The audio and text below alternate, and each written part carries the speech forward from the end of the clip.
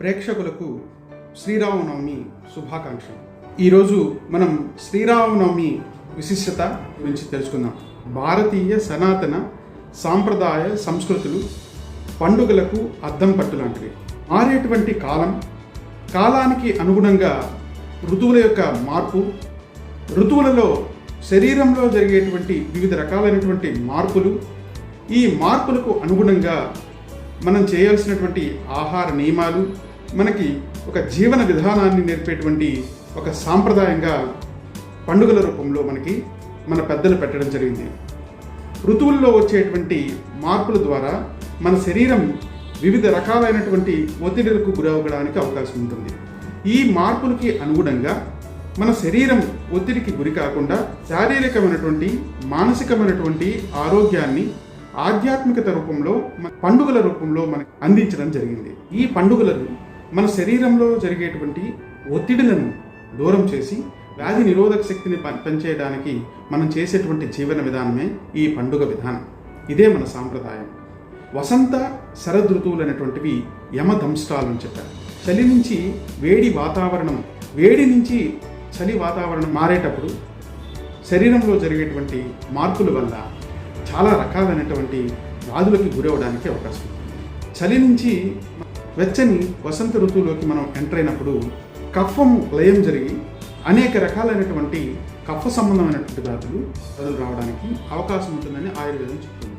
ఈ వేడి వల్ల, సూర్యుడి యొక్క తాపం వల్ల శరీరంలో జఠరాగ్ని కూడా బాగా తగ్గిపోయి జీర్ణ సంబంధమైనటువంటి వ్యాధులు రావడానికి అవకాశం ఉంటుందని. వసంత ఋతువులో మనకి మొట్టమొదట ఉగాది నుంచి స్టార్ట్ అయ్యి 15 రోజుల తర్వాత శ్రీరామనవమి వస్తుంది.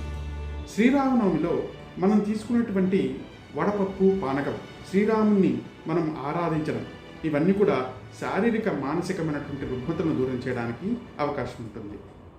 మనం తీసుకునేటువంటి పానకం అనేటువంటిది మంచి ఔషధంగా పనిచేస్తుంది.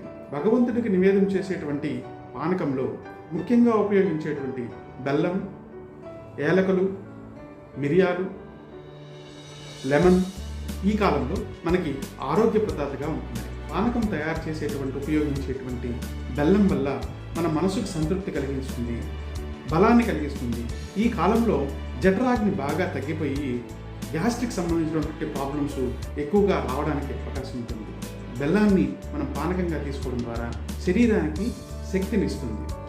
పానకంలో ఉపయోగించేటువంటి ఏలకలు శ్వాస సంబంధమైనటువంటి వ్యాధులు కావచ్చు, జఠరాగ్ని సంబంధించినటువంటి వ్యాధులు కావచ్చు, దీపన పాచనం అంటే జఠరాగ్నిని వృద్ధి చేసేటువంటి గుణం ఈ ఏలకలకి ఉంది.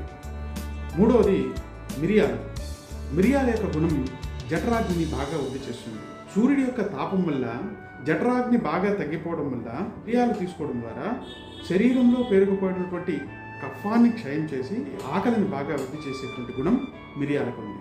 కొంతమంది ఈ పానకంలో లెమన్ జ్యూస్ కూడా యాడ్ చేస్తారు.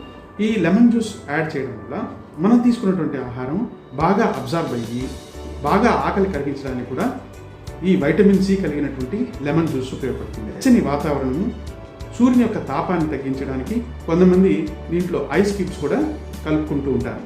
ఇటువంటి పానకంతో పాటు వడపప్పు కూడా భగవంతుడికి నివేదన చేస్తారు. వడపప్పులో మనం ఉపయోగించేటువంటి పెసరపప్పు, దీన్ని ఆయుర్వేదంలో ముద్గ అంటారు. ముద్గ అనేటువంటిది చాలా లఘు గుణం కలిగి ఉంటుంది. జఠరాగ్నిని బాగా దీపనం చేస్తుంది. ఇటువంటి లఘు ఆహారాన్ని దీపన పాచనం చేసేటువంటి పచ్చిమిర్చి, బెల్లాన్ని ఈ ముద్గతో, పెసరపప్పుతో యాడ్ చేయడం ద్వారా మనకి ఆహారం బాగా జీర్ణమయ్యి జఠరాగ్ని బాగా వృద్ధి చెందడానికి అవకాశం ఉంటుంది.